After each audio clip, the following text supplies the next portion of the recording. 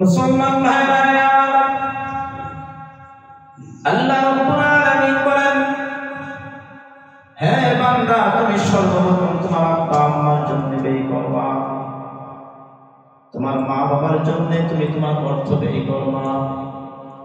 কিন্তু দেখা যায় আপনারা আমার মা আমার জন্য যতটুকু কষ্ট করেছে, আমার আব্বা আম্মা আমার জন্য যতটুকু অর্থ ব্যয় করেছে, সারা জিন্দেগিতেও দেখা যায় আমরা 3 ভাগের 1 ভাগ অর্থ তাদের পিছনে ব্যয় করতে পারি না।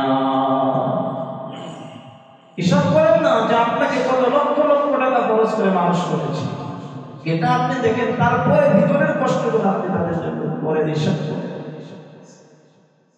কারণ প্রত্যেকটা মা সন্তানের টাকা সহজে নিতে চাই না। বাবার যদি একটু এবিলিটি থাকে তাহলে বাবা চিন্তা করে আমার সন্তান ভালো থাক, সে তার পরিবার নিয়ে সুন্দর করে চলাফেরা করুক। বাবা সহজে চায় না, শরীরের ভিতরে হাজারটা অসুস্থতা দিয়ে ঘুরে কিন্তু সন্তানকে জানাইতে চাই না। মা হাজারটা অসুস্থতা দিয়ে ঘুরে কিন্তু সন্তানকে জানাইতে চাই না। সন্তান যদিও বলে ডাক্তারের কাছে যাও, মা বলে কোনো ওষুধ নেই।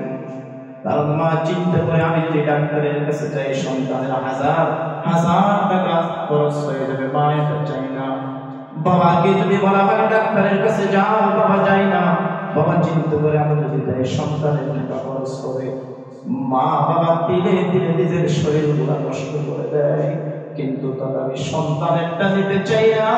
কিন্তু আল্লাহ বলেন, বান্দারে কি হারাচ্ছ, কি করতেছো, কোথায় টাকা ব্যয় করতেছো? বন্ধু বান্ধব নিয়ে তুমি এক জায়গায় বসে হাজার হাজার টাকা তুমি এক মিনিটে শেষ করে দিচ্ছ, কিন্তু না কোনো সওয়াব নাই, কোনো সওয়াব নাই। আল্লাহ বলেন, ফালিল ওয়ালিদাইন, তুমি তোমার আব্বা আম্মার পিছনে তুমি খরচ করো। তাই কেন সরকারের দোয়া নবী বলেন, মা বাবা সন্তুষ্ট তো আল্লাহ সন্তুষ্ট, আব্বা আম্মা সন্তুষ্ট তো আল্লাহ সন্তুষ্ট। আপনার আমার উপর যদি আব্বা আম্মা যদি নারাজ থাকে, মৃত্যুর সময় কালিমা নসিব হবে না। মৃত্যুর সময় জবান দিয়ে লা ইলাহা ইল্লাল্লাহ বের হবে না, ইল্লাল্লাহ বের হবে না। কালিমা যদি নসিব না হয় তাহলে আপনার আমার অবস্থাটা কি হবে?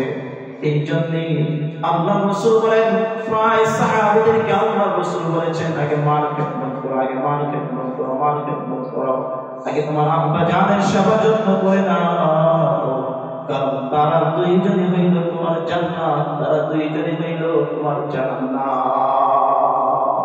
হুমা জান্নাতুকা আও নারুকা, তোমার আব্বা আম্মা তোমার জন্য হয়তো জান্নাত, হয়তো জাহান্নাম।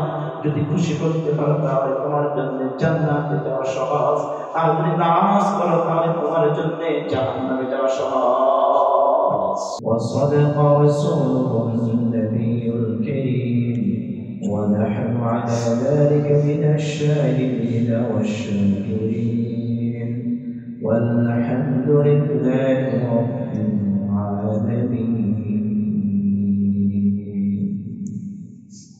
শুকর মুহাম্মদের সাথে জবান করে দরুদ ইব্রাহিম পড়ি।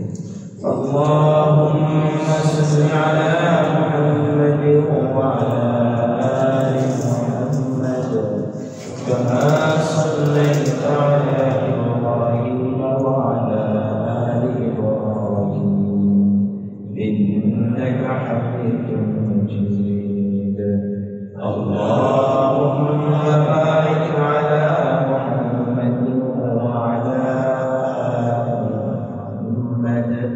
كما باركت على إبراهيم وعلى آل إبراهيم إنك حميد مجيد.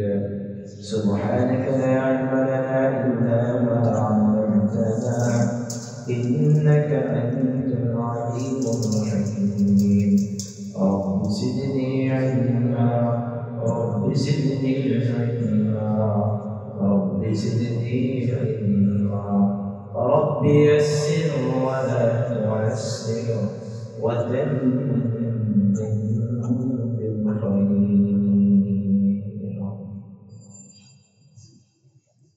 الحمد لله.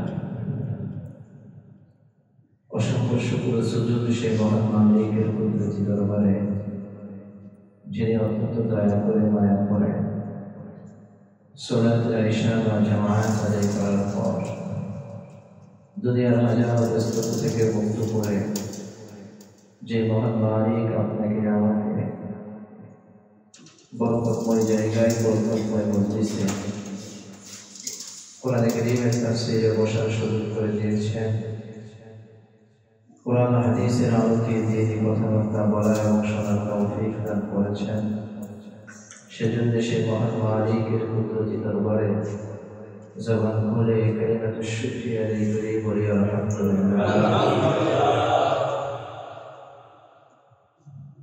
উপস্থিত মুহতারাম হাজিরিন, গত সপ্তাহে সূরাতুল বাকারা 214 নম্বর আয়াতে কারিমা শেষ হয়েছিল। আজকে আপনাদের সামনে শুধু একটা আয়াতে কারিমা তিলাওয়াত করেছি, 215 নম্বর আয়াতে কারিমা। আল্লাহ তাআলা সূরাতুল বাকারাতে ধারাবাহিকভাবে অনেক বিধিবিধানের কথা আলোচনা করেছেন, মানব জীবনের অনেক বিধিবিধানের কথা আলোচনা করেছেন। সেই ধারাবাহিকতা বর্ণনা করতে গিয়ে আল্লাহ তাআলা মাঝখানে দুনিয়ার কিছু নিন্দা, দুনিয়ার কিছু খারাপের কথা উপরে আয়াতে কারিমায় আল্লাহ তাআলা বর্ণনা করেছেন। আবার সেই আল্লাহ তাআলা বিধান বর্ণনা করার যে ধারাবাহিকতা, আল্লাহ তাআলা সেই আবার বিধান হুকুম বর্ণনা করতেছেন। এটা হলো সূরাতুল বাকারার 13 নম্বর বিধান, ধারাবাহিকভাবে 13তম বিধান। সামনে আরো অনেক বিধান আসবে।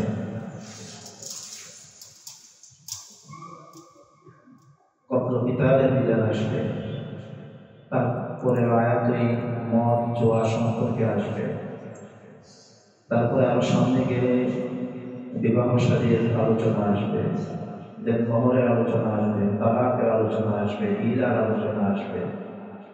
ধারাবাহিকভাবে সূরাতুল বাকারায় আল্লাহ তাআলা একভাবে অনেকগুলো বিধিবিধানের বর্ণনা দিয়েছেন। সর্বশেষ সূরাতুল বাকারায় আল্লাহ তাআলা সুদের ব্যাপারে বিশদ আলোচনা করেছেন শেষের দিকে গিয়ে। তো এই ধারাবাহিকতায় আজকে আরেকটা বিধিবিধান সম্পর্কে আল্লাহ তাআলা আলোচনা করতেছেন। রব তার রাসূলকে বলতেছেন, হে রাসূল, ইয়াসআলুনাকা মাযা ইউনফিকুন, তারা আপনার কাছে প্রশ্ন করে, জিজ্ঞেস করে, তারা সাহাবায়ে কেরামরা জিজ্ঞেস করে। এখানে উদ্দেশ্য হলো ইয়াসআলুনাকা মাযা ইউনফিকুন, হে নবী, তারা আপনার কাছে জিজ্ঞেস করে মাযা ইউনফিকুন, যে তারা কি ব্যয় করবে, তারা কি ব্যয় করবে, আল্লাহ তাআলার রাস্তায় কি ব্যয় করবে। এটা হলো তরজমা। এই আয়াতে কারিমায় আল্লাহ তাআলা মূলত ভাবে দান সদকার কথা আলোচনা করেছেন, সবিস্তারে আলোচনা করেছেন। দেখেন, সাদাকা আল্লাহর রাস্তায় খরচ করা, এটা বর্তমান মানুষ, আমরা দুনিয়ার চাকচিক্যতার পিছনে পড়ে এই খরচ করাকে আমরা আমাদের কাছে বোঝা মনে করি। এটার উপকারিতা আপনারা আমার সামনে নাই, এটা পিছনে আসবে, এই জন্য আপনারা আমার কাছে অনেক গুরুত্বহীন একটা বিষয়। কিন্তু আল্লাহ তাআলা কোরআন কারীমের প্রায় জায়গায় আল্লাহ তাআলার রাস্তায় ব্যয় করার কথা বলেছেন। মুমিন হওয়া আলামত সূরা আনফালের, সেই সূরা আনফালের মধ্যে আল্লাহ তাআলা মুমিন কারা, মুমিনের সিফাত কি হবে, মুমিন কাদেরকে বলা হবে, সিফাত বর্ণনা করতে গিয়ে আল্লাহ তাআলা সূরাতুল আনফালের শুরুতেই সেখানে আল্লাহ তাআলা তুলে ধরেছেন যে মুমিন কারা।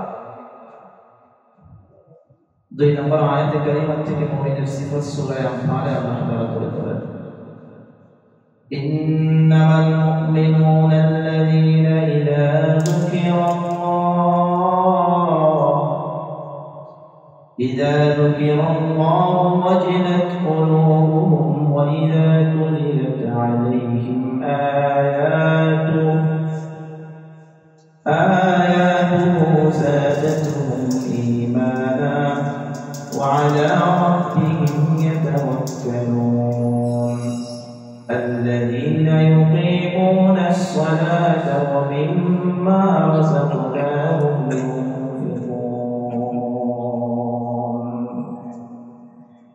আল্লাহ তাআলা এই আয়াতে কারিমায় মুমিনের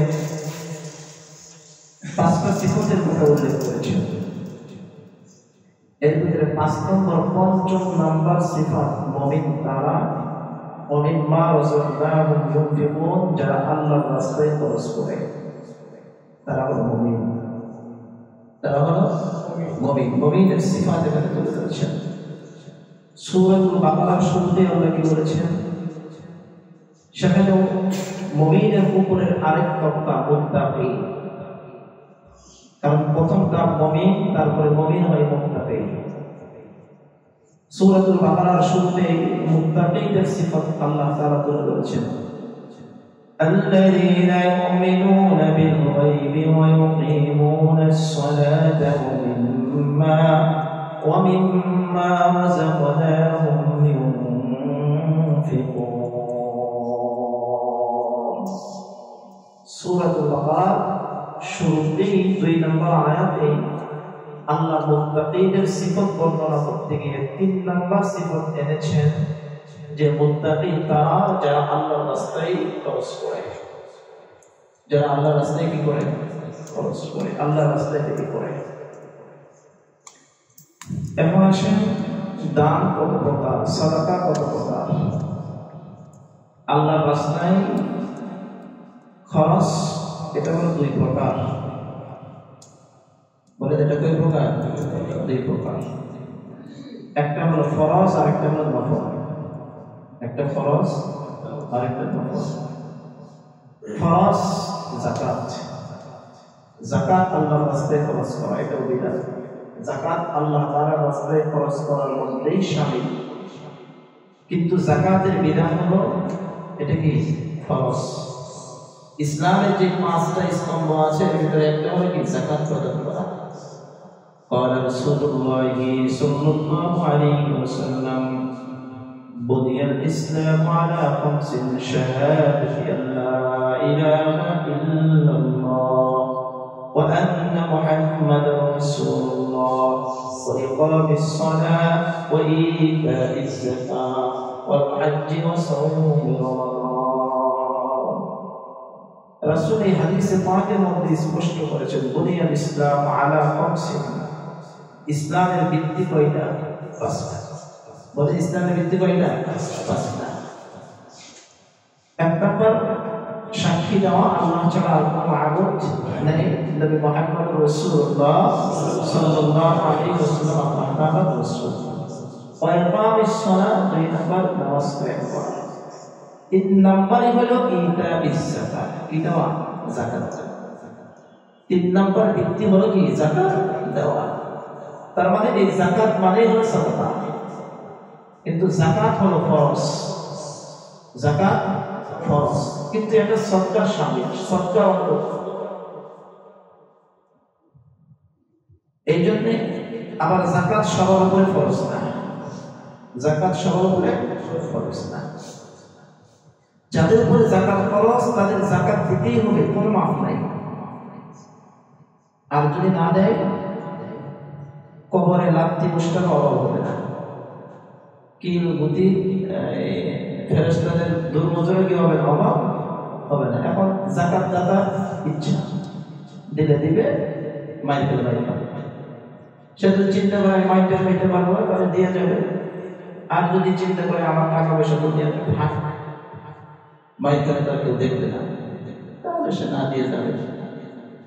সাপের দংশন তার জন্য রেডি আছে, কিন্তু অস্বীকার করলে বড় বিপদ। যাকাত। এখন আসলে নফল সদকা, যেটা ফরজ না। এই নফল সদকা কে দিবে? কোন জায়গায়, কাদের ক্ষেত্রে ব্যয় করা উত্তম? নফল সদকা কে দিবে, কোথায় দিবে, কার কাছে দেওয়া উত্তম? উত্তম উত্তম জায়গা কোনটা? নফল সদকা হলো মানুষের প্রয়োজন মিটিয়ে, মানুষের জীবন চলার যতটুকু অর্থ, যতটুকু দরকার, তার প্রয়োজন মিটিয়ে তার অতিরিক্ত অংশ যতটুকু সে জমা রাখছে, কিছু সঞ্চয় রাখে মানুষ চলার জন্য। তার এই অতিরিক্ত অংশ থেকে আল্লাহ তাআলার রাস্তায় কিছু সদকা করে দেওয়া। আল্লাহ কিন্তু পুরোটাই দিতে বলে দেয়, আল্লাহ রাসূল পুরোটাই দিতে বলে দেয়, কিছু দিয়ে দেওয়া। তখন আপনার যতটুকু সামর্থ্য হয় আপনি ততটুকু দিবেন। ইসলাম অবশ্যই এটা নিষেধ করেছে যে আপনার পরিবারের খরচ ব্যয় না করে, আপনার পরিবারের খরচ বহন না করে আপনি আল্লাহর রাস্তায় সদকা করে দিবেন। ইসলাম এটা নিষেধ করেছে, এটা ইসলাম এলাও করে না। ইসলাম এলাও করে কোনটা? যে আপনি আপনার পরিবারের খরচ বহন করার মতো যতটুকু অর্থ দরকার ততটুকু রেখে, এর অতিরিক্ত যে মানুষ কিছু করতে চায় সেখান থেকে আল্লাহ তাআলার রাস্তায় কি করে দিবে? সদকা করে দিবে, আল্লাহ তাআলার রাস্তায় খরচ করে দিবে। এখন প্রশ্ন হলো, এর লাভ কি, এর ফায়দা কি? এটা কেন দেব? এক নম্বর লাভ যে আপনি আর আমি যে সদকা যে করবো এটা আপনার আমার লাভের জন্য করবো। বা একটু জবান করে বললেন, সদকা দিলে এটা কি আল্লাহর লাভ না আপনার আমার লাভ? জবান করে কার লাভ? নিজের লাভ। কেন? সূরাতুল বাকারা আয়াত কারিমার শেষের দিকে এসে আল্লাহ তাআলা 262 নম্বর আয়াতে কারিমা এসে উল্লেখ করেছেন। এর সারাংশ হলো, আল্লাহ বলেন যারা আল্লাহ তাআলার রাস্তায় সদকা করে আল্লাহ তাআলা তাদের ধন সম্পদ বাড়ায় দেয়। তাদের ধন সম্পদ দানে ধন বাড়ে, দানে ধন কমে না। প্রমাণ 262 নম্বর আয়াতে কারিমা আল্লাহ বলেন, مثل الذين ينفقون أموالهم في سبيل الله كمثل حبة أنبتت 7 سنابل في كل سنبلة 100 حبة والله يضاعف لمن يشاء والله واسع عليم। আমার রব কত সুন্দর করে বুঝিয়েছেন আপনাকে আমাকে, কিন্তু আপনি আমি অন্ধ থাকার কারণে বুঝি না কোরআনের কথা বলা, দিল পরিষ্কার না থাকার কারণে আপনার আমার বুঝে আসে না। দেখেন রব বলেন, মাসালুল লাযীনা ইউনফিকুনা আমওয়ালাহুম ফি সাবিলিল্লাহ, যারা তাদের সম্পদ আল্লাহ তাআলার রাস্তায় খরচ করে। বলেন, যারা তাদের সম্পদ আল্লাহ তাআলার রাস্তায় কি করে? খরচ করে। এই খরচের অর্থটা কেমন আল্লাহ উদাহরণ দিচ্ছেন, কামাসালি হাব্বা, এটা মানে একটা শস্য দানার মতো, একটা বীজের মতো। কি বীজ রোপণ করে না জমিনে, যে একটা বীজের মতো, একটা দানার মতো পরে কি হয়? দানার থেকে আমবাতাত 7 সানাবিলা, এই একটা বীজ থেকে 7টা শীষ বের হয়। একটা বীজ যখন অঙ্কুর থেকে গাছ হয় সেখান থেকে কয়টা? 7টা শীষ বের হয়।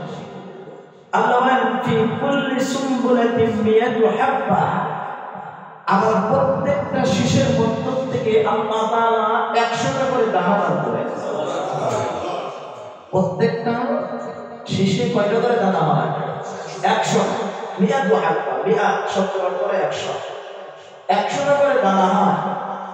এটা আল্লাহ তাআলা একটা লিমিট দিয়েছেন। এরপরের কথাটা কি আরো মজাদার, আরো সুন্দর। আল্লাহু ইউদাইফু লিমান ইয়াশা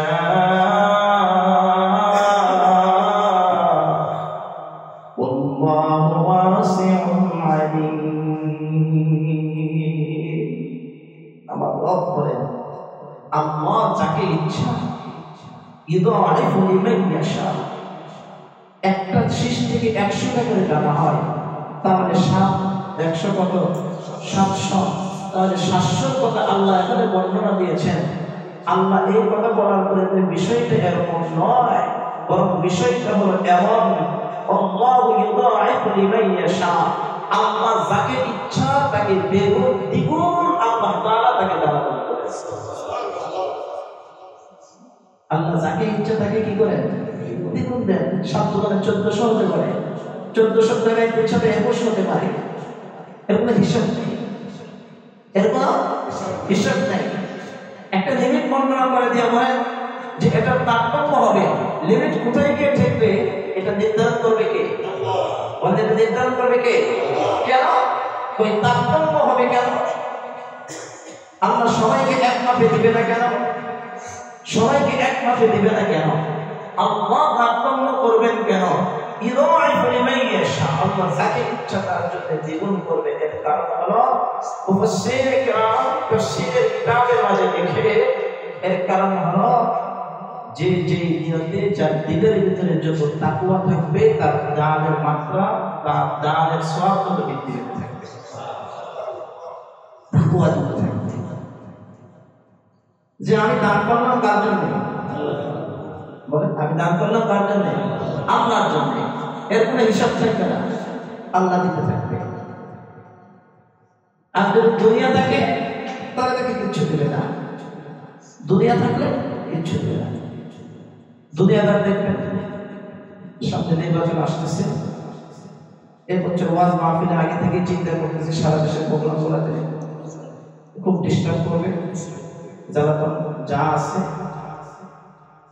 মনে করেন সব যাবে, যাওয়ার পরে বলবে আমি মাদ্রাসাতে দিয়ে দেবো 3 লাখ, মসজিদে মাহফিলে যাবে, যাই বলবে 5 লাখ দেবো। আসলে আল্লাহর জন্য, সব ভুলের জন্য।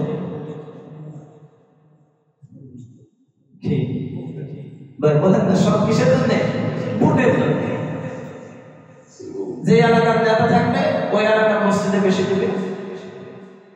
এই জন্য দান যখন আল্লাহ তাআলার জন্য হবে, আল্লাহ তাআলা আপনার জন্য দুনিয়া আখিরাত বৃদ্ধি করবে। আর দান যদি আল্লাহ তাআলার জন্য না হয় তাহলে আপনি কোনো কিছু করেন না। এই জন্য কোন দান উত্তম? প্রকাশ্যের দান উত্তম না গোপনের দান উত্তম? আল্লাহ তাআলা এই কথাটা কোরআনে কারীমের মধ্যে বলেছেন, এখানে সূরাতুল বাকারাতেই বলেছেন। আল্লাহ তাআলা বলেন 264 নম্বর আয়াতে আল্লাহ তাআলা বলে দিয়েছেন, আল্লাহ বলেন, এই যে দেখেন আল্লাহ বলতেছেন, ইয়া আইয়ুহাল্লাযীনা আমানু লা তুবতিলু সাদাকাতিকুম বিল মান্নি ওয়াল আযা كالذي ينفق ماله رئاء الناس ولا يؤمن بالله واليوم الآخر فمثله كمثل صفوان عليه تراب فأصابه وابل فتركه صلدا لا يقدرون على شيء مما كسبوا والله لا يهدي القوم الكافرين।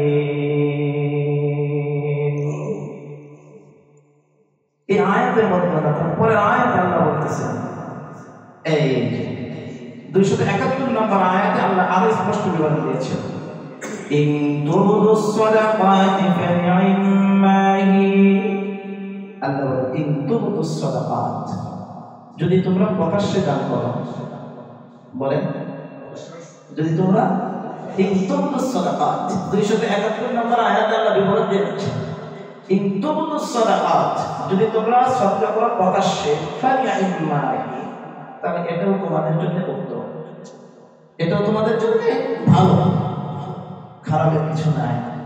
আচ্ছা, وَإِن تُخْفُوهَا وَتُؤْتُوهَا الْفُقَرَاءَ فَهُوَ خَيْرٌ لَكُمْ وَإِن تُخْفُوهَا, আর যদি তোমরা গোপনে দান করো, আর যদি বলেন আর যদি গোপনে দান করো فَهُوَ خَيْرٌ لَكُمْ, তাহলে এটা তোমাদের জন্য আরো উত্তম। সুবহানাল্লাহ। তাহলে প্রকাশ্যে দান করলেও ভালো, গোপনে দান করলে আরো বেশি উত্তম। কারণ প্রকাশ্যে দান করাটা যে নাজায়েজ বিষয়টা এরকম নয়। কারণ প্রকাশ্যে দান করতেছে যদি তার দিলের হালত যদি ভালো থাকে, যে কে কি দেখতেছে কে কি বলতেছে এটা আমার দেখার বিষয় না, আমি আল্লাহর জন্য দিয়ে দিলাম। যখন আমরা প্রকাশ্যে আপনাদের বান্দাদের কাছে কি হয় চাওয়া হয়, তখন প্রকাশ্যে অনেক মানুষ কি হয় স্বীকার করতে, এটাও জানিস যিনি দাতা সে যদি চিন্তা করে যে আমি তো আল্লাহর জন্য দিতেছি, আমাকে কেউ দেখলে কি না দেখলে কি। হ্যাঁ, আর যদি দাতা যদি চিন্তা করে যে না কাউকে দেখাবো না, ডান হাতে যা খরচ করেছি বাম হাত জানতে না, এটা হলো আল্লাহর শিক্ষা। সুবহানাল্লাহ। কেন? এর প্রমাণ হাদিসে কারিমা থেকে পাওয়া যায়। সরকারে দো আলম নবী মুহাম্মদ রাসূলুল্লাহ সাল্লাল্লাহু আলাইহি ওয়াসাল্লাম হাদিসে পাকের মধ্যে বলেছেন, কিয়ামতের দিন আল্লাহ তাআলা আরশের ছায়ায় 7 শ্রেণীর মানুষকে জায়গা দেবে। কয় শ্রেণী? 7 শ্রেণীর মানুষকে জায়গা দেবে। এই 7 শ্রেণীর মধ্য থেকে এক শ্রেণী হলো এমন দাতা যে আল্লাহ তাআলার রাস্তায় খরচ করে, এমন ভাবে খরচ করে যে তার ডান হাত দিয়ে খরচ করে, বাম হাত জানে না যে সে কি খরচ করেছে। কারণ ওই দানটা ভাই কার জন্য? আল্লাহ। তার এক নম্বর পাইলাম যে দানে দম বাড়ে, দানে দম বাড়ে কিভাবে? আজকে যদি 10,000 টাকা এখানে দিয়ে যান, তাহলে ব্যাংকে গিয়ে দেখবেন 1 লাখ টাকা হয়ে গেছে। বিষয়টা কি এরকম? বিষয়টা এরকম নয়। আল্লাহ তাআলা আপনার দমের মাঝে বরকত দিবে। সুবহানাল্লাহ। এখন বলবেন বরকত বুঝবো কিভাবে? বরকত বুঝতে হয় দেখার জিনিস না, বরকত অনুভূতির জিনিস, বরকত দেখানো যায় না। বরকত আপনার পদে পদে উপলব্ধি করতে হবে। কিভাবে? দেখেন আপনার মতনই একজন মানুষ টাকাওয়ালা, আল্লাহ রাস্তায় খরচ করে না, 1 টাকাও দেয় না। যাই দেখেন তার পিছনে ডাক্তার লাগাই আছে। কি আছে? ডাক্তার লাগাই আছে। তার পরিবারের পিছনে ডাক্তার লাগা, তার সন্তানের পিছনে কি ডাক্তার লাগানো, লক্ষ লক্ষ টাকা বের করতেছে, বের হচ্ছে, পেরেশানি হচ্ছে। আর অপরদিকে আল্লাহ আপনাকে সুস্থ রেখে দিয়েছেন যে তুই ডাক্তারের কাছে 1 টাকা তোর খরচ করা লাগবে না, কারণ আমার দেওয়া বডি, আমার দেওয়া শরীর আমি আল্লাহ তোর ভিতরে সুস্থতার নিয়ামত দান করে দিলাম। এখন আপনি চিন্তা করে দেখেন যে কার সম্পদ বাড়লো, আপনারটা না হ্যাঁ? কারণ আপনার যদি অসুস্থ হইতো 10 লক্ষ টাকা নেমে যেত, আল্লাহ তো আপনাকে 10 লক্ষ টাকা নামাইল না। আল্লাহ তো আপনাকে 10 লক্ষ টাকা নামাইল না। সাদাকা করতেছেন, মাসের স্যালারি হলো আপনার 40,000, আরেকজনে পায় 1 লাখ। যিনি 1 লাখ টাকা পায়, মাস ঘুরতে না ঘুরতেই 22 তারিখ আসলেই, 20 তারিখ আসলেই আরো 10 দিন চলার জন্য হাওলাত করতে হয়। কি করতে হয়? হাওলাত করতে হয়। তাকে হাওলাতের ভিতরে রেখে দিয়েছে। আর আপনি মাত্র 40,000, 60,000 টাকা কম, কিন্তু মাস শেষে আল্লাহ তাআলা আপনাকে এমন ভাবে চালিয়েছেন, আপনার পরিবারের সবাই সুস্থ, কোনো বিপদ নাই, কোনো পেরেশানি নাই, কোনো কিচ্ছু নাই, সুন্দরভাবে চলতেছেন। 40,000 টাকার মধ্য থেকে মাস শেষে দেখা যায় আল্লাহ পাক আপনার ব্যালেন্সে 5,000 টাকা অতিরিক্ত রেখে দিয়েছে। ভালো কাটনা, এই বরকত বুঝতে হবে, উপলব্ধি করতে হবে মুমিন হিসেবে। দেখা যায় না যে দান করলে ব্যাংকে গিয়ে ব্যালেন্স দেখবে 1 লাখ টাকা হয়ে গেছে, বিষয়টা এরকম নয়।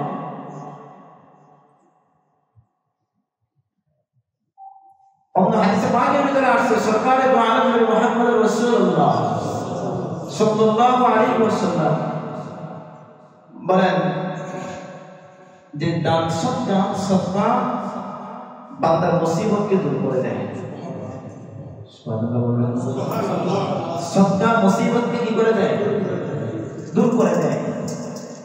قال رسول الله صلى الله عليه وسلم قال رسول الله صلى الله عليه وسلم الصدقة ترد البلاء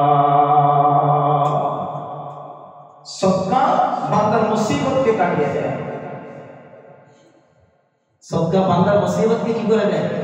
কাটিয়ে দেয়। যেটা আপনার কাছে আসছে সেটা আল্লাহ সহায় দেয়।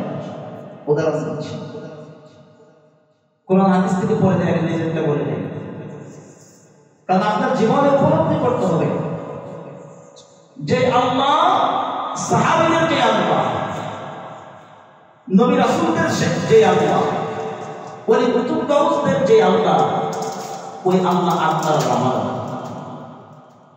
কথা বলতে গেলে ওই আল্লাহ আপনার আর আমার, কোনো ভিন্নতা নাই। যিনি শুরু থেকে ছিলেন, এখনো আছে, তিনি শেষ পর্যন্ত, তার কোনো অন্ত নাই, শেষ নাই, কোনো কিচ্ছু নাই, উনি আছেন। তাহলে উনি তার নেক বান্দাদের ক্ষেত্রে এক একটা কারামত ঘটিয়েছেন, নবীদের ক্ষেত্রে মুজিজা ঘটিয়েছেন। আপনার আর আমার ক্ষেত্রে ঘটায়, কোরআন হাদিসের বাস্তবায়ন আপনার আর আমার জিন্দেগিতেও ঘটায়, কিন্তু আপনি আর আমি উপলব্ধি করতে পারি না। আপনি আর আমি কি করতে পারি না? উপলব্ধি করতে পারি না। উপলব্ধির ক্ষমতাটুকু আপনার আমার নাই। কিন্তু আল্লাহ তাআলার রহমত বরকত আপনার আমার জীবনে অহরহ ঘটাচ্ছে, অহরহ ঘটাচ্ছে। গত শনিবার তাফসীর শেষ করার পর এমনিতেই স্বাভাবিকভাবে আলহামদুলিল্লাহ তাফসীর শেষ করার পরে আমার সাথে মিনিমাম না লোক একজন থাকে, যে গাড়িতে ওঠানো পর্যন্ত মধ্যে একজন থাকে শেষ পর্যন্ত। তো গত সপ্তাহে কেউ ছিল না, সব আমার বান্দারা এখন থেকে মুসাফা করতে চলে গেছে। আমি গাড়িতে উঠছি। আমি সবসময় সিএনজি তাদের বাইকে যাতায়াত করি সময় সেভ করার জন্য। তো বাইকে উঠেছি, এখান থেকে তেজগাঁও পর্যন্ত গেছি, হাইওয়ে রোড, ঢাকা শহর। রাস্তায় তেজগাঁওর দিকে হালকা যায়, মানে গাড়ি রানিং চলতেছে, হালকা চলতেছে, মানে স্পিড না, আস্তে আস্তে করে চলতেছে। হঠাৎ করে আমার চাকা স্লিপ খেলো, ড্রাইভারও পড়ে গেল, আমিও পড়ে গেলাম। আমার পিছনে পড়ে গেল, আস্তে করে গাড়ি কিন্তু চলতেছে, আমরা রাস্তায় পড়ে গেছি। তারপরে ড্রাইভার চেক করে দেখে যে চাকার নিচে একটা ওই যে বোতল, পানির বোতল পড়ছে, ওইটা মনে হয় স্লিপ করছে, পড়ে গেছে। আমার সাথে সাথে মনে হয়েছে যে আজকে আল্লাহ তাআলা আমাকে বড় দুর্ঘটনা থেকে, বড় বিপদ থেকে আমাকে বাঁচিয়েছে। একটা কারণ, ওই সেই দিন শনিবার দিন আমি সারাদিনই আলহামদুলিল্লাহ আমি কয়েকটা জায়গায় আমি সদকা করেছিলাম। আমার নিজস্ব প্রতিষ্ঠান ছাড়া আর বিভিন্ন প্রতিষ্ঠানে আমি গত শনিবারে আমার সামর্থ্যের ভিতরে আমি বলবো যে আমি একটা মোটামুটি একটা অ্যামাউন্ট খরচ করেছি। বিশ্বাস করার সাথে সাথে আমার ওখান থেকে মনে হয়েছে যে আল্লাহ তাআলা আমাকে এই সদকা উসিলায় আজকে আমাকে এই বিপদ থেকে উদ্ধার করেছে, যে আমার এই সদকার কারণে আমার বিপদ কেটে গেছে। তাহলে হায় ওরে, গাড়ি চলতেছে, যদি 8 স্পিড থাকতো আল্লাহ জানে কি হতো। এই জন্য রাসূল হাদিসে পাকের ভিতরে বলেছেন, ক্বালা রাসূলুল্লাহ সাল্লাল্লাহু আলাইহি ওয়াসাল্লাম, আস-সাদকাতু তারুকুল বালা, সদকা বান্দার মুসিবতগুলো কি করে দেয়। তাহলে এখন নবীদের একটা ঘটনা শুনুন। পয়গম্বর সুলাইমান আলাইহিস সালাম, তিনি তো সবার ভাষা বুঝতেন, কায়নাত, মাখলুক, পশু পাখি যা আছে সবার ভাষা বুঝতেন। একবার একটা পাখি এসে পয়গম্বর সুলাইমানের কাছে অভিযোগ, পয়গম্বর কি আমি বাসায় ডিম তুলি, এই এলাকার অমুকে এই প্রতিদিন আমার বাসার থেকে ডিমটা বেড়ে এসে খেয়ে ফেলে, আমি বাচ্চা ফোটাবো, আমার তো একটা চিন্তা চেতনা আছে, আমার ডিম একটা দরদ আছে। পয়গম্বর সুলাইমান আলাইহিস সালাম বলছে, আচ্ছা ঠিক আছে, দেখতেছি। ওই লোকটা ডাকছে, দুষ্ট লোক, কিছু মানুষ থাকে না যে ডিমকে, মুরগির ডিম দা আছে, এগুলা ডাকছে। ডাকার পরে পয়গম্বর তাকে শাসায় দিচ্ছে যে এই কাজ করবি না। তো পয়গম্বরের সামনে এসে বলতেছে, জি হযরত, আর করবো না। সূরা কি শুনে ধরনের কথা। তো যখন দেখছে যে পাখি ডিম করে চলে গেছে, ও আবার গাছে উঠে থেকে হজম করে ফেলছে। পাখি আবার গিয়ে পয়গম্বর সুলাইমানের কাছে গিয়ে বিচার দিচ্ছে যে পয়গম্বর কি করলেন। এরপর যেবার হওয়ার পরে তৃতীয়বার পয়গম্বর সুলাইমান আলাইহিস সালাম বলছে ঠিক আছে তুমি যাও, আমি আমার জায়গা থেকে ব্যবস্থা নিচ্ছি। জিনকে ডাকছে, জিন্নাত তো কারো দেয়, তো জিন্নাত কেবল দায়িত্ব হিসেবে শুনবো, যদি আরেকবার এই পাখির ডিম যদি পারতে যায় গাছে উঠে, তাহলে তাকে শাস্তি একটা দিবে, তাকে শাস্তি একটা দিবে। আল্লাহ ঠিক আছে, দায়িত্ব পাওয়ার পরে জিন দাঁড়ায় আছে, এও দেখতেছে পাখি ডিম পারে চলে গেছে, হ্যাঁ ওঠা। তো যে মাত্র গাছের কাছে গেছে, গাছের নিচে যায় মাশাআল্লাহ দেখতে দেখা যায় বিসমিল্লাহ বলে ডিম ডিম পায় একদম পুরো শেষ, একে গেছে। খাওয়ার পরে পাখি তো আরো রাগান্বিত, পয়গম্বরের কাছে গেছে, পয়গম্বর আপনি কি করলেন, আজকেও তো আমার ডিম খেয়ে ফেলছে, কি বলো? জিনকে ডাক, জিনকে ডাকছে, কিরে তোমার আমি দায়িত্ব দিয়েছিলাম, তুমি কি করছো?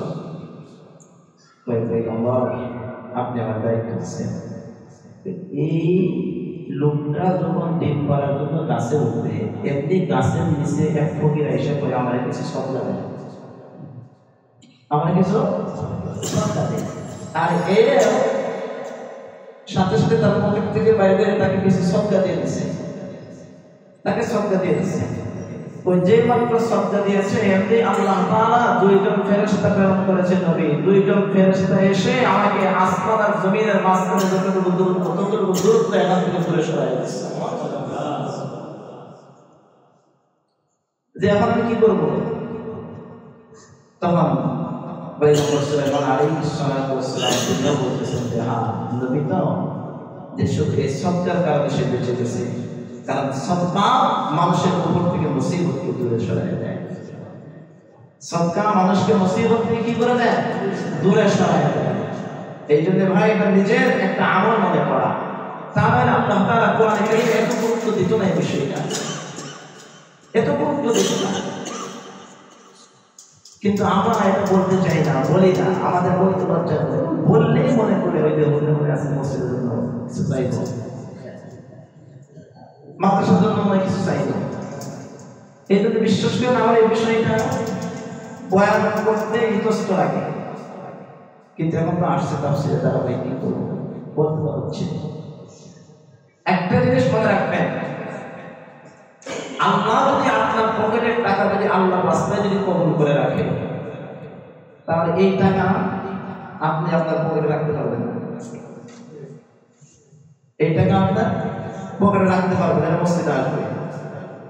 যদি কোনো মাদ্রাসা করতে যদি কোনো অর্থ থাকে, এটা আপনার ব্যালেন্সে রাখতে পারবেন না, সেখানে যাবে, তারাও আসবে না, আপনি যাবেন, গিয়ে জোর করে খুঁজে খুঁজে দিয়ে আসবেন, আল্লাহ যদি রাখে, এটা বাস্তবতা। কিন্তু সাদাকা এটা আমলের বিষয়। এখন আসেন সদকা করবো কার রাখতে, আল্লাহ এখন বিবরণ দিচ্ছে। নবী বলেন, তারা তো জিজ্ঞেস করছে যে তারা কি ব্যয় করবে, কোথায় ব্যয় করবে, সদকা দান করার খাত কি? আল্লাহ বলতেছেন, قُلْ مَا أَنفَقْتُم مِّنْ خَيْرٍ فَلِلْوَالِدَيْنِ وَالْأَقْرَبِينَ وَالْيَتَامَى وَالْمَسَاكِينِ وَابْنِ السَّبِيلِ। আল্লাহ বলেন, হে নবী আপনি বলেন, মা আনফাকতুম মিন খাইরিন, তোমরা খরচ করো তোমাদের কাছে যা উত্তম, উত্তম জিনিসের মধ্য থেকে তোমরা তা খরচ করো। এখানে আরেকটা হাদিসের কথা মনে রেখেছে, আপনি যখন কাউকে যখন কোনো কিছু দিবেন, আল্লাহ রাসূল বলেন নিজের জন্য যেটা পছন্দ করো আরেকজনের জন্য সেটাই পছন্দ করো, নিজের জন্য যেটা পছন্দ করো আরেকজনের জন্য সেটাই পছন্দ করে, ইসলামের নীতি। কিন্তু আমরা দেখা যায় নিজের জন্য খুব দামিটা আরেকজনকে খুব রকমভাবে দিলে তো হলো, মানে আমাদের অবস্থা হয়েছে দিছি তো এটাই তো বেশি, কি ভাই দিছি তো এটাই তো বেশি, কিন্তু মূলত দিয়ে তো দিছি তো নিজের জন্য, লাভ তো হয়েছে নিজে, যারা দিচ্ছে তার তো লাভ নেই। তার লাভ তো সাময়িক, আপনারা তাকে দেখতেছেন যে তাকে 10 টাকা দিচ্ছেন, তার তো বিশাল লাভ হয়ে গেছে। বিষয়টা তা না, লাভ হয়েছে আপনার, লাভ হয়েছে আপনারা যিনি দাতা। আল্লাহ বলেন তোমাদের কাছে তোমরা তা খরচ করো। খরচ করবো কোন ক্ষেত্রে? এক নাম্বার ফালিল ওয়ালিদাইন,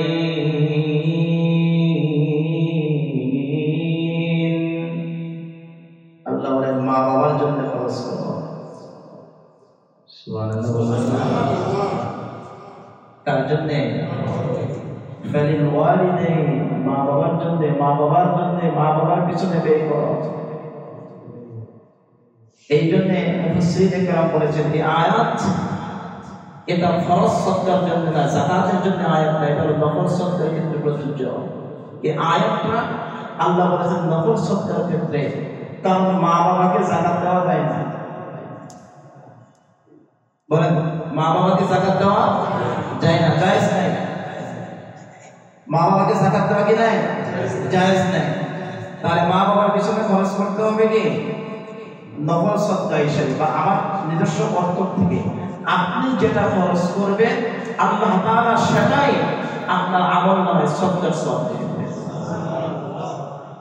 এমনকি হাদিসে পাকের ভিতরে আসছে কোন মানুষ তার স্ত্রীর জন্য যে খাবার কিনে, স্ত্রীর মুখে যে খাবারের লুকমা তুলে দেয়, এই খাবারের লুকমা তুলে দেওয়ার বিনিময়ে আল্লাহ তাআলা তার আমলনামায় সদকা করার সওয়াব লিখে দেয়। পরিবারের পিছনে যে খরচ করা হয় সেই খরচের বিনিময়ে আল্লাহ তাআলা সদকা করার সওয়াব দেন। এজন্য আপনি আর আমি যে পরিবারের বোঝা টানি, এটা আপনার আমার জন্য লস না,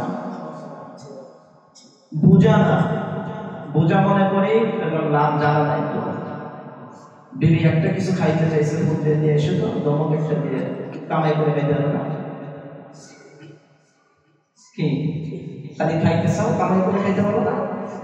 তবে একটা পকেটে টাকা নাই, মাথা তো আমরা পুরুষ মানুষের নিতে করো, কি করবো? কিন্তু দমক একটা দিচ্ছি। আর যদি এটা জানা থাকতো যে ওর পিছনে 1 টাকা খরচ করলেও সহ্য করা কি পাবো, সওয়াব পাবো, তাহলে দমক দিতাম না, অনুরোধ মিনিমাম তো বলতাম আচ্ছা ঠিক আছে, ঠিক আছে, ব্যবহারটা তো ভালো হতো। সরকারে দো আলম নবী মুহাম্মদুর রাসূলুল্লাহ সাল্লাল্লাহু আলাইহি ওয়াসাল্লাম যে সন্তানগুলো আব্বা আম্মাকে যত্ন করতেন, তাদেরকে এত বেশি ভালোবাসতেন, এত বেশি ভালোবাসতেন। আপনি আর আমি সবাই একটা নাম এই জিন্দেগিতে শুনেছি, নাম হইল ওয়াইস করনি। ওয়াইস করনি একটা যুবকটা আল্লাহ রাসূলের জামানায় নবীজি তখন জমিনের মধ্যে জিন্দা। আমার নবী, আমার সরকার, আমার ফরিজার নবীজি হইল মদিনায়, আর ইয়ামানের ভিতরে বাড়ি হইল ওয়াইস করনি ইয়ামানে।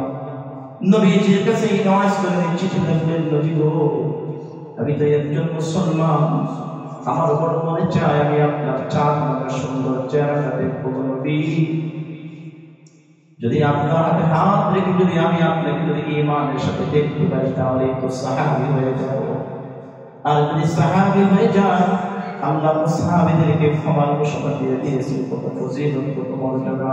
কিন্তু নবী গো, আমার আসতে মনে চায়, কিন্তু আমার বাড়িতে অনেকটা বৃদ্ধা মা আছে, আমি 24টা ঘন্টা আমি আমার আম্মা জানের সেবা যত্ন করে, আমার মা হাঁটতে পারে না, আমার মা চলতে পারে না, মাকে রেখে কোথাও যাইতে পারি না, কি করবো নবী আপনি বলেন? আপনি যদি বলেন এই অবস্থায় মাকে রেখে আপনার কাছে আসবো, তাহলে আমার মনটা চাই আমি আপনার কাছে আসবো। আর যদি বলেন না না আমি আসতে চাই, আমি আসতে পারবো না, তাহলে আমি আসবো না। রাসূল চিঠিটা পাইলেন, চিঠির জবাবে লিখে দিলেন ওয়াইস করনি, আমার কাছে আসার দরকার নাই, তুমি তোমার আম্মার সেবা যত্ন করে নাও। রাসূল যখন দুনিয়া থেকে চলে যাবেন, কিছুদিন আগে আল্লাহ নবী সাহাবী উমরকে ডাকলেন, হে উমর, এদিকে আসো, এদিকে আসো, আমার একটা গায়ের জুব্বা আমি তোমার কাছে দিয়ে যাচ্ছি, এটা আমি তোমাকে দিচ্ছি না, আমি একটা ইয়ামানের একটা যুবকের জন্য তোমার কাছে দিয়ে গেলাম। হে ওমর, আমি দুনিয়া থেকে চলে যাওয়ার পরে সে যদি এই মদিনায় যদি আসে, তার নাম হবে ওয়াইস করনি, হে ওমর তাহলে তুমি শুনে নাও, ওয়াইজ কর্মীর কাছ থেকে তুমি দোয়া নিয়ে নিও, কারণ আল্লাহ ওয়াইজ কর্মীর দোয়া কবুল করবে।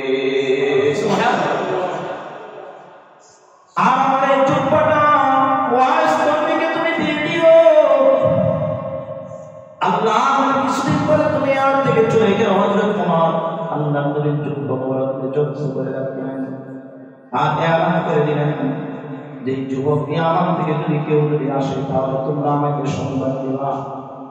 হঠাৎ করে কয়েকদিন পরে হযরত ওমরের কাছে সংবাদ গেল যে ইয়ামান থেকে একটা কাফেলা আসছে। হযরত ওমর সেই কাফেলার কাছে গিয়ে বলেন, এই কাফেলার ভিতরে ওয়াইজ কর্মী নামে কেউ আসেনি? এক যুবক হাত উঠাই কয়, আমার নাম হইল ওয়াইজ কর্মী, আমার নাম হইল ওয়াইজ কর্মী। হযরত ওমর হাত দুইটা ধরে বলে, হযরত ওমর হাত দুইটা ধরে বলে, হে ওয়াইজ কর্মী তুমি আমার জন্য দোয়া করো, তুমি আমার জন্য দোয়া করো। ওয়াইজ কর্মী বলে, কি বলতেছেন আপনি? হযরত ওমর আমি আপনার জন্য দোয়া করব, আপনি কি আমাকে লজ্জা দেবেন নাকি? হযরত ওমর বলে, না রে ওয়াইজ কর্মী, না না, আমার রাসূল বলেছে আমি যদি ওয়াইজ কর্মীকে পাই তাহলে ওয়াইজ কর্মীকে দিয়ে যেন আমি দোয়া করাই, কারণ তোমার দোয়া আমার আল্লাহ কবুল করবে।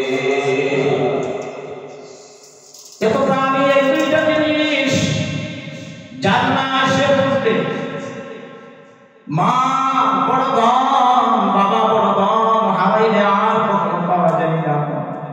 জিন্দেগিতে একটা টাকা আপনাকে বাবা বলে কেউ দিবে না।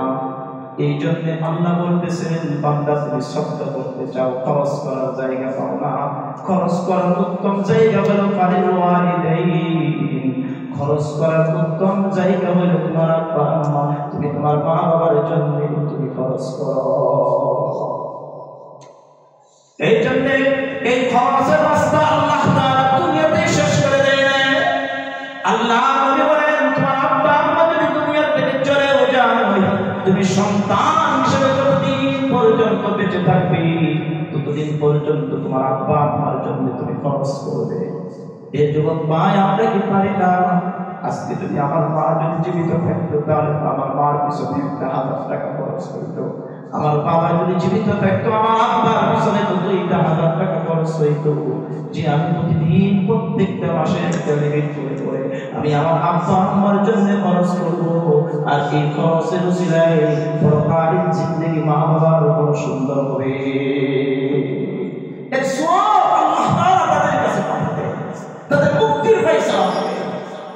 বন্ধ হয় নাই, বন্ধ হয় নাই দেখেই তো আল্লাহ দোয়া শিখিয়েছেন। আল্লাহ বলেন, তুমি দোয়া করবা, পড়েন আমার সাথে, বলেন রব্বির রহমহুমা কামা রাব্বায়ানি সগীরা, রব্বির রহমহুমা কামা রাব্বায়ানি সগীরা।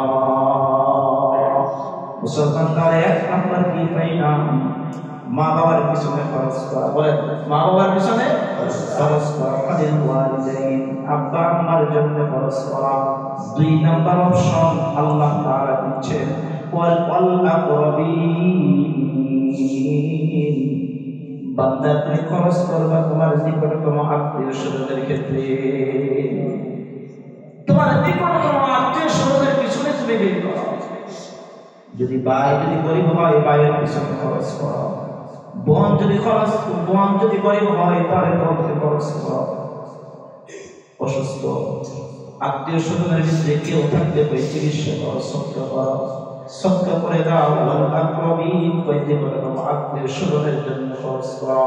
ওয়াল ইয়াতামা 3 নম্বর অপশন আল্লাহ তাআলা দিচ্ছেন, ইয়াতীমদের জন্য খরচ করো। সুবহানাল্লাহ। কাদের ক্ষেত্রে? ইয়াতীমদের ক্ষেত্রে খরচ করো। কেন কেন কেন? আল্লাহ রাসূল হাদিসে পাকের মধ্যে বলেছেন, ও দুনিয়ার মানুষ শুনে নাও, তোমরা কখনো ইয়াতীমের সাথে কখনো দুর্ব্যবহার করবে না। ফাআম্মাল ইয়াতীমা ফালা তাকহারু, আল্লাহ তাআলা বলতেছেন, বান্দা শুনে নাও, তুমি কখনো ইয়াতীমকে ধমক দিবা না, ইয়াতীমকে কখনো ধমক দিবা না, ইয়াতীমের সাথে কখনো ধমকের সুরে কথা বলবা না। আল্লাহ রাসূল বলেন, ইয়াতীমকে এত সুন্দর করে আদর করার ফজিলত কি? আল্লাহ রাসূল বলেন, কেউ যদি আল্লাহর সুন্নতকে জিন্দা করার জন্য কোন ইতিমের মাথায় হাত রাখে, আল্লাহ রাসূল বলেন আদর করে, মায়া করে, মহব্বত করে ইতিমকে ওই হাতটা যদি ইতিমের মাথায় রাখে, হাতের নিচে যতগুলা চুল আছে ওই চুল পরিমাণ সওয়াব আল্লাহ তার আমলনামায় লিখে দিবে। আর হাদিসে পাকের মধ্যে বলেন আল্লাহ রাসূল বলেন, হে আমার সাহাবায়ে তোমরা শুনে নাও, শুনে নাও, জান্নাতের মধ্যে আমি আর ইতিম কেমনে করে থাকবো একটু জেনে নাও। আল্লাহ রাসূল এরকম দুইটা আঙ্গুল দেখায় বলেন, এই দুইটা আঙ্গুল একটা আরেকটার পাশে যেরকম ভাবে পাশাপাশি, জান্নাতের মধ্যে আমি নবী আর ইতিমরা ঠিক এরকম ভাবে পাশাপাশি থাকবো। সুবহানাল্লাহ।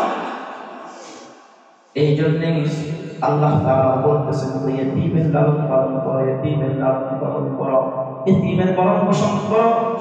এটা বহুত বড় সওয়াবের কাজ। 4 নাম্বার ওয়াল মাসাকিন, ওই মিসকিনদের জন্য খরচ করো, অসহায় গরীব দরিদ্র মানুষের পিছনে তুমি তোমার অর্থগুলো ব্যয় করতে থাকো। 5 নাম্বার ওয়াবনিস সাবিল, মুসাফিরদের জন্য তুমি ব্যয় করো। আল্লাহর রাস্তায় কেউ সফরে গেছে, আল্লাহর রাস্তায় সফরে গিয়ে ধনী মানুষ বুঝবেন, কিন্তু সে মুসাফির, রাস্তায় সে সব হারায় ফেলছে, ডাকাতি হয়ে গেছে, চুরি ছিনতাই হয়ে গেছে, কিন্তু লোকটা ধনী, কিন্তু বিদেশ সফর করতেছে, তার কথা আল্লাহর রাস্তায় বাইতুল্লাহ গেছে, হজ করতে গেছে, যাওয়ার পরে সব হারায় ফেলছে, কিচ্ছু নাই। এখন তো সে তো একজন ফকিরের চাইতেও আরো বেশি খারাপ অবস্থা তার, কারণ কেমনে দেশে আসবে, তাকে কি করবে, কিচ্ছু করে না। এরকম মুসাফির কেউ যদি আল্লাহর রাস্তায় বের হয়ে যাওয়ার পরে নিঃস্ব হয়ে যায়, কিন্তু লোকটা মূলত ধরে কিন্তু নিঃস্ব হয়ে গেছে, আল্লাহ তাআলা বলেন তার রাস্তায় খরচ করো। সুবহানাল্লাহ। ওয়া বলিস সাবিল, ওই মুসাফিরের পিছনে খরচ করো। ওয়া মা তাফআলু মিন খায়রিন ফাইন্নাল্লাহ, আল্লাহ এই কথা বলার পরে বলতেছেন, ওয়া মা তাফআলু মিন খায়রিন, ইয়া আমার প্রিয় প্রিয় বান্দা বান্দী শুনে নাও, ওয়া মা তাফআলু মিন খায়রিন, তোমরা যে উত্তম কাজগুলো করো, তোমাদের যে উত্তম কর্মগুলো আছে, উত্তম আমলগুলো আছে, আল্লাহ বলে ওয়া মা তাফআলু মিন খায়রিন ফাইন্নাল্লাহা বিহি আলিম, তোমরা যে উত্তম আমলগুলো করো সেই আমলগুলো সম্পর্কে আল্লাহ জানেন। সুবহানাল্লাহ। আল্লাহ জানেন, আল্লাহ জানেন। আপনি গোপনে দান করলেও আল্লাহ দেখতেছেন, প্রকাশ্যে করলেও আল্লাহ দেখতেছেন, কার জন্য কার পিছনে খরচ করতেছেন। আমার রব দেখতে বলে, বান্দারে মনে করি না আমি দেখি না, আমি জানি না, আমি কি দেখি না, আমি কি জানি না, তুই কয় টাকা আমার জন্য আমার রাস্তায় তুমি খরচ করলে, ওমা তাফআলু মিন খায়রিন ফাইন্নাল্লাহা বিহি আলিম, তোমাদের জন্য উত্তম আমল আছে, সমস্ত উত্তম আমল সম্পর্কে আল্লাহ জানেন। কই কেন? ফাইন্নাল্লাহা বিহি আলিম, আল্লাহ সর্ব বিষয়ে জ্ঞানী, আল্লাহ সর্ব বিষয়ে জানেওয়ালা। আমার রব তো এমন বিষয় জানে যে বিষয় আমি জানি না, আমার রব তো এমন এমন বিষয় দেখে যা আপনার আমার দ্বারা এমনকি কোন চোখের দ্বারাও দেখা সম্ভব নয়। আল্লাহ তাআলা ওই যে অন্ধকার রাতে, অমাবস্যার রাতে পিপলিকা যে রাস্তার ভিতরে হাঁটে, পিপলিকার পা পর্যন্ত আল্লাহ তাআলা দেখি, ওই পিপলিকা হেঁটে হেঁটে যে আওয়াজ করা হয়, আল্লাহ তাআলা ওই পিপলিকার আওয়াজটা পর্যন্ত শুনতে পায়। সুবহানাল্লাহ। ফাইন্নাল্লাহা বিহি আলিম, নিশ্চয় আল্লাহ সর্ব বিষয়ে জ্ঞানী, আল্লাহ তাআলা সর্ব বিষয়ে জানেওয়ালা। কত সুন্দর কথা আমার রব এখানে বলেছেন, কত সুন্দর দিক নির্দেশনা আপনার আমার জীবন সুন্দর হওয়ার জন্য আল্লাহ তাআলা দিয়েছেন। আল্লাহ তাআলা আজকের এই তাফসীরের উপর আমাদেরকে বাকি জিন্দেগি আমল করার তৌফিক দান করেন। আমিন। ইনশাআল্লাহ আগামী সপ্তাহে পরে পর্ব আসবে। আল্লাহ আমাদের সবাইকে তাফসীরে কবুল করে, শুকর বলি আমিন। Presents by Kuakata media centre. হক্কানি আলেমদের নিত্য নতুন ভিডিও পেতে আমাদের চ্যানেলটি সাবস্ক্রাইব করুন। কুয়াকাটা মিডিয়া সেন্টার, ইসলামিক বিনোদনের বিশ্বস্ত সঙ্গী।